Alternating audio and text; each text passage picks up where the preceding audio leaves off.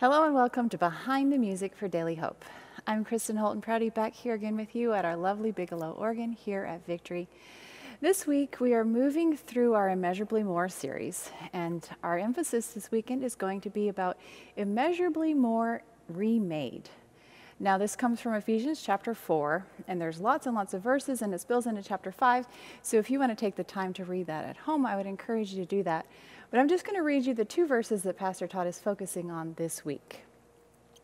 You were taught, with regard to your former way of life, to put off your old self, which is being corrupted by its deceitful desires, to be made new in the attitude of your minds, and to put on the new self, created to be like God in true righteousness and holiness.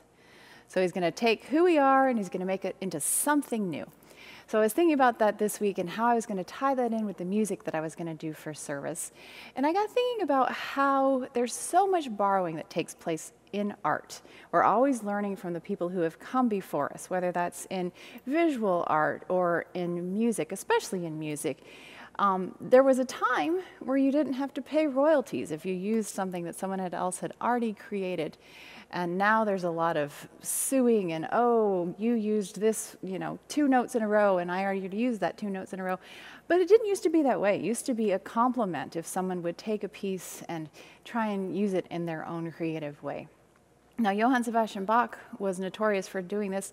He was a student of many different styles. He was taking composers from lots of different countries. He was, Couperin from France. He was trying to study his style, and Telemann, and also Frescobaldi down in Italy. He wanted to learn about the Italian style.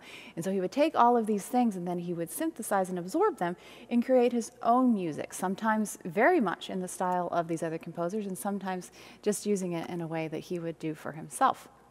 Now, there's a funny story about Bach.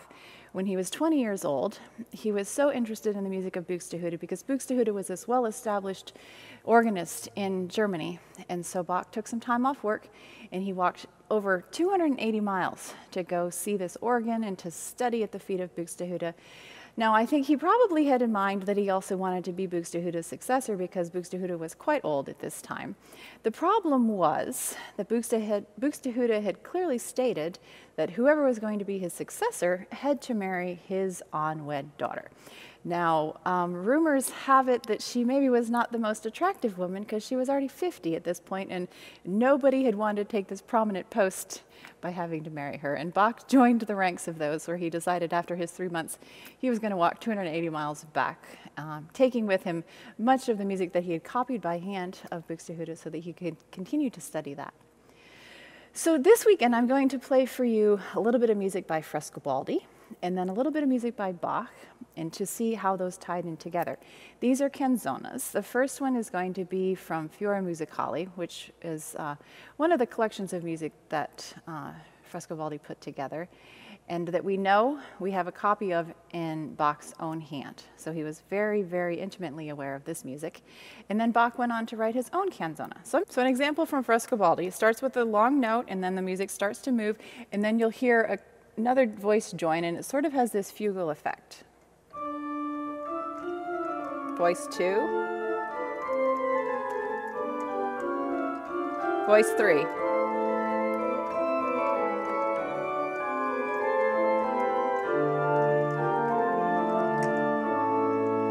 And it goes on like that. We have this long, short, short sort of feeling.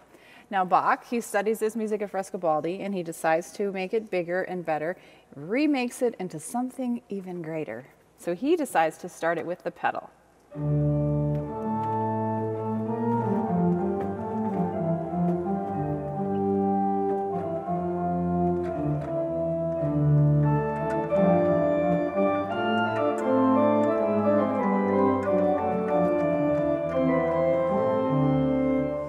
So you can hear how it starts in the pedal, we have these long notes, and then the shorter notes. So he's taking the idea of the canzone style, and he's making it kind of cool and bigger for German. German organs were much bigger than Italian organs. They maybe didn't even have pedals where Frescobaldi was. Now, another thing that happens in any time you have a canzone style is it goes from this feeling of 4, and then it goes into a 3 section.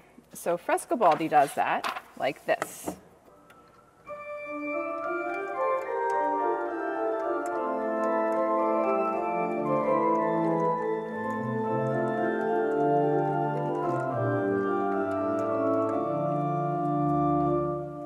Bach's Canzona is much longer, but he also eventually gets into a 3-section.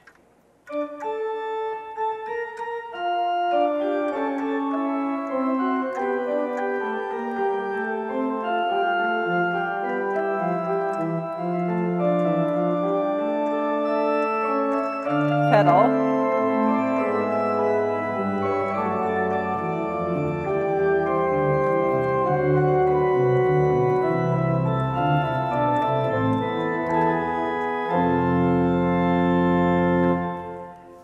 Now, Frescobaldi at this point puts in a nice slow adagio section, something like this.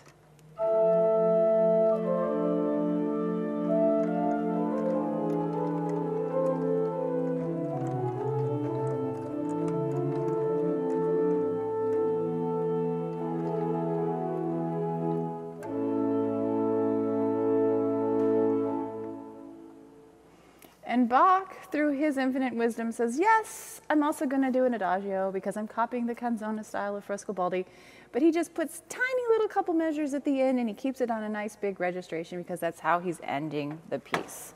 So here we have Bach's final adagio of his Canzona.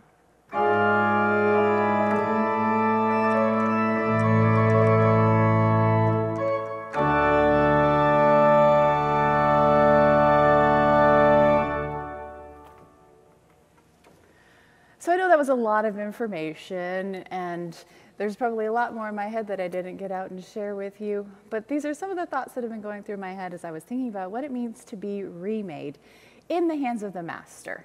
So Frescobaldi was good, he was well respected. Bach took it, made it even greater.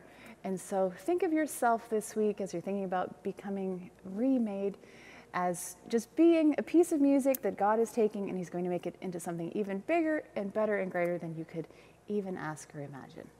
I'll see you again next week.